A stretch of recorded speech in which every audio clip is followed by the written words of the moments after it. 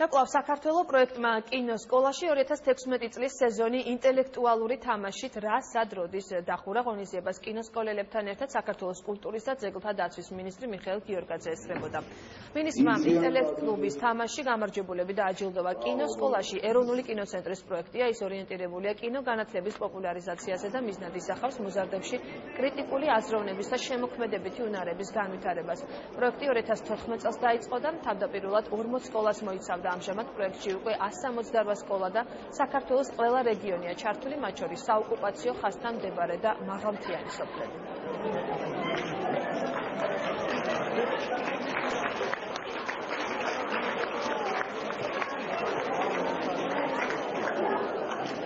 ეს პროექტი ორიენტირებული არის კინოგანათლების პოპულარიზაციაზე და მოზარდებში კრიტიკული აზროვნების და შემოქმედებითი უნარების განვითარებას. საქართველოს კინემატოგრაფიის ეროვნული ცენტრი უკვე 3 წელია კულტურის სამინისტროს დაფინანსებით ახორციელებს პროექტ კინოსკოლაში, რომელიც გულისხმობს საქართველოს რეგიონებში კინოს პოპულარიზაციას.